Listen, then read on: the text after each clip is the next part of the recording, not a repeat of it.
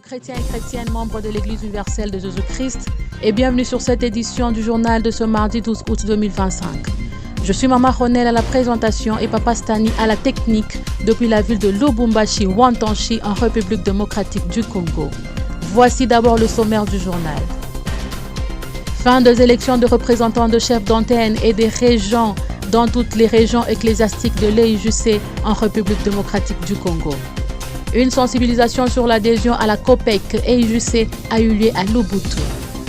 Les croyants de l'église des Lubao sont en pleine évolution des activités du Seigneur.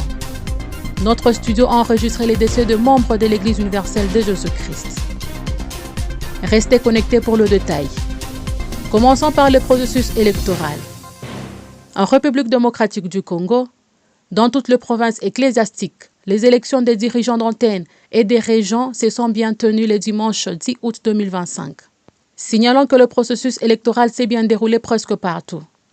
Révélant que seule la centrale de l'église de la région de Mbujimayi, située sur l'avenue Ngandajika, dans les quartiers d'Ipumba 2, commune de Dimbimbindi, a été le théâtre de deux ordres, occasionnant un jeu de pierre entre chrétiens.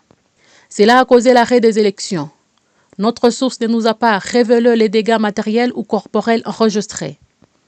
Révélant encore que, dans ce même climat de désordre administratif, un audio de 2 minutes et 22 secondes a créé une vive polémique sur les réseaux où un chrétien G4 de Goma a tenté de corrompre le directeur de la chefferie pour qu'il soit le seul candidat retenu et que ses adversaires soient invalidés. Révélant que grâce à cette polémique et aux actions générées par cette tentative de corruption, une lettre d'urgence est venue de la représentation légale ce mardi 12 août 2025, suspendant toutes les élections régionales et provinciales de la ville de Goma au Nord Kivu jusqu'à nouvel ordre. Rendons-nous à Lubuntu, où une sensibilisation pour le soutien à la coopérative d'épargne et de crédit dénommée COPEC et EIJC vient de naître. L'annonce a été faite par son gérant provincial, M. Mutebaka Songo Lambert, à l'église locale Neno Panama, chez l'apôtre Ondo Ramazani, ce dimanche 10 août 2025. Révélant que plusieurs membres de la communauté ont salué cette belle initiative créée par la représentation légale. Rendons-nous à Uvira, dans l'est de la République démocratique du Congo. Les activités de Pentecôte évoluent au bel élan. Signalant que malgré ces développements d'activités, le croyant de la plaine de la Ruzizi, précisément de Kamanyola, souffre du manque de passage causé par le barrière du rebelle M23, des forces burundaises et des Wazalendo.